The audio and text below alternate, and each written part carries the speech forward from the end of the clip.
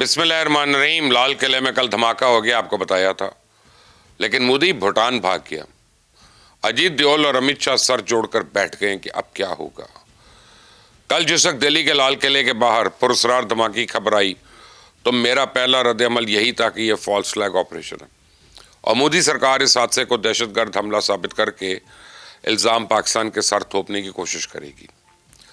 तो शाम 7 बजे के आसपास इंडियन मीडिया ने इस धमाके को रिपोर्ट किया। इब्तदाई तौर पे उसे सिलेंडर धमाका डिक्लेयर किया गया और कुछ ही देर बाद दिल्ली की पुलिस कमिश्नर जाए धमाके पे खड़ा होकर इस बात की तस्दीक कर दी कि एक धमाका एक कार के सीएनजी सिलेंडर फटने से हुआ है। पुलिस ने यह भी दावा किया कि उन्हें जाए धमाका पर किसी किस्म की कोई बारूदी मवाद नहीं मिला। सुने जरा, दिल्ली पुलिस के कमिश्नर ने इब्तदाई तहकीकात के बाद इस धमाके को एक हादसा करार दिया। एक स्लो मूविंग व्हीकल जो रेड लाइट की तरफ आके रुका था, उसमें एक एक्सप्लोजन हुआ है। उस वक्त गाड़ी के अंदर जो पैसेंजर्स उसके अंदर ही थे और इस एक्सप्लोजन से जो है आसपास की गाड़ियों में भी क्षति हुई। अब पुलिस कमिश्नर की इस गुफ्तगू के बाद भारतीय वज़ीर दाखिला अमित शाह लाल किले के सामने पहुंचे और उन्होंने दावा किया कि धमाका एक हुंडई कार में हुआ और हम जायजा ले रहे हैं कि आया यह हादसा एक दहशतगर्द हमला। मेरी तवक्को के ऐन मुताबिक अमित शाह का यह बयान सामने आने के फौरन बाद गोदी मीडिया ने इस धमाके को दहशतगर्दी का वाकया करार देके उसका लिंक पाकिस्तान के साथ जोड़ने की कोशिश शुरू कर दी। आपने स्क्रीन पे गोदी मीडिया के एक मारूफ सहाफ़ी का ट्वीट भी देख सकते हैं जो 8:30 बजे के लगभग आया। मैं आपको अर्नब गोस्वामी गुफ्तगू सुनाता हूँ, सुने ज़रा। ये मदारी जो है, ये बांदर, ये टेलीविजन स्क्रीन पर किस तरह पर को कबूतर बनाने की कोशिश कर रहा होता है। These are live visuals that I'm getting from the spot. This seems to be a major attack. Jaljiri Bakshi, your first thoughts? Pakistan has played its hand. Operation Sindoor is still on.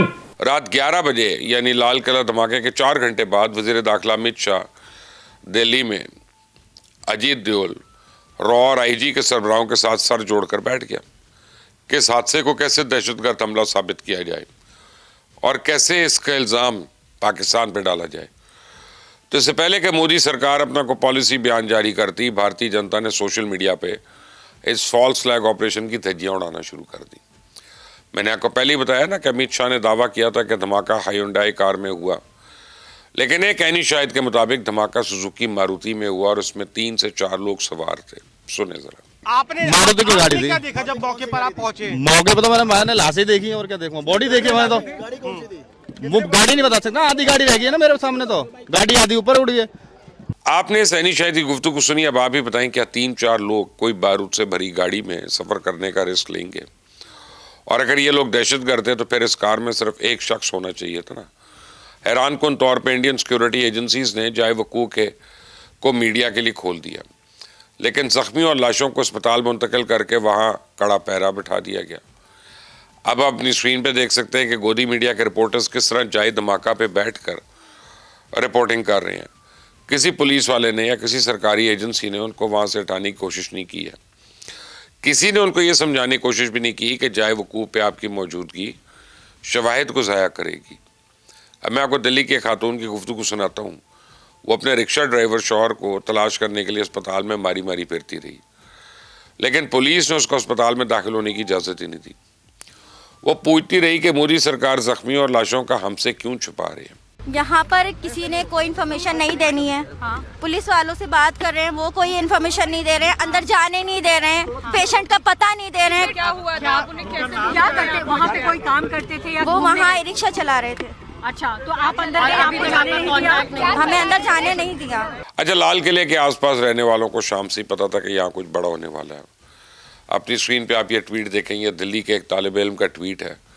इसने दोपहर को college से वापसी के दौरान अपनी tweet में लिखा कि इसने लाल किले के आसपास गैर मामूली नकलो हरकत देखी है।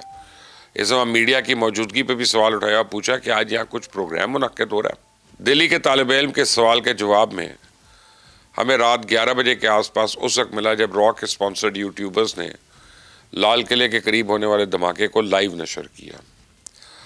अब इन वीडियोस को देख के पता चला कि धमाके के वक्त वहाँ एक नहीं बल्कि कई यूट्यूबर्स मौजूद थे और इब्तदाई तौर पे उन्हीं लोगों ने धमाका होते हुए ही या होते ही उसे दहशतगर्द हमला बना दिया। सुने जरा। भाई भागो भागो। अब मैं आपको बताऊं कि पहलगाम वाकया फिल्म थी, लेकिन लाल किला धमाका पूरी एक वेब सीरीज है। मोदी प्रोडक्शंस ने कल इस वेब सीरीज की पहली सनसनीखेज केस जारी की है।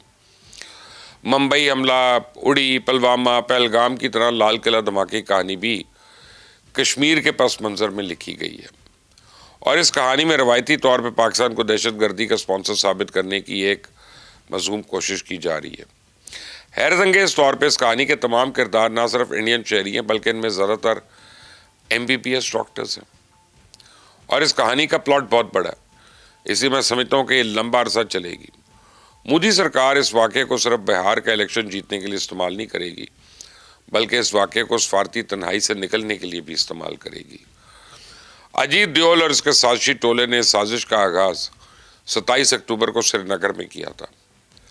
पहले मरहले में पुलिस ने मकबूजा कश्मीर के रिहायशी डॉक्टर आदिल अहमद को सहारनपुर से गिरफ्तार किया। डॉक्टर आदिल पिछले साल तक गवर्नमेंट मेडिकल कॉलेज अनंतनाग में तैनात था, लेकिन आजकल वो अम्बाला रोड पर एक निजी अस्पताल में मुलाजिम है। तो पुलिस ने डॉक्टर आदिल के कब्जे से असला और बारूदी मवाद बरामद करने का दावा भी किया।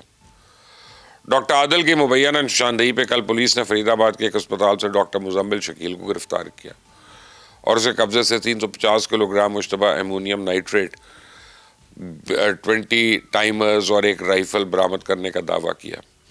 इन 2 डॉक्टर्स के अलावा भारतीय पुलिस 3 और डॉक्टर्स की गिरफ्तारी का भी दावा कर रही है, जिनके कब्जे से अब तक मजमूई तौर पे 2900 किलोग्राम यानी लगभग 3000 किलोग्राम धमाका खेज मवाद बरामद करने का दावा हो रहा है। और एक गिरफ्तार डॉक्टर के बारे में तो यहाँ तक कहा जा रहा है कि वो खतरनाक जहर पानी के सरकारी टैंक्स में डालकर लोगों को मौत के घाट उतारेगी या उसकी मनसूबाबंदी कर रहे थे। तो गोदी मीडिया कल सारा दिन इन 5 डॉक्टर्स की गिरफ्तारी के किस्से सुनाता रहा, इनके कब्जे से बारूदी मवाद बरामद करने का ढंढोरा पीटता रहा और शाम को जो ही लाल किले के बाहर धमाका हुआ तो फिर इस वाक़े को इन डॉक्टर से जोड़ने की कोशिश में मसरूफ़ हो गया।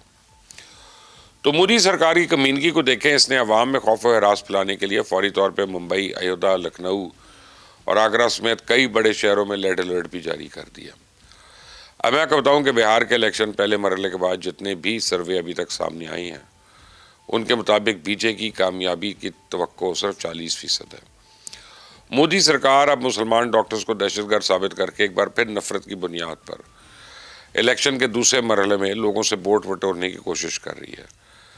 लेकिन मुझे लगता है कि अब के बिहार जो है मोदी के हाथ से निकल गया और अगर मेरी ये पेशन गोई दुरुस्त साबित हुई तो फिर अगले मरहले में दिल्ली भी मोदी के हाथ से निकल जाएगा। इसलिए तो मोदी आज बड़ी खामोशी से भूटान भाग गया। आप देख रहे हैं मुबश्शिर लुकमान चैनल, इसको सब्सक्राइब करें, बेल आइकॉन को प्रेस करें। अंटिल द नेक्स्ट टाइम, अल्लाह हाफिज़।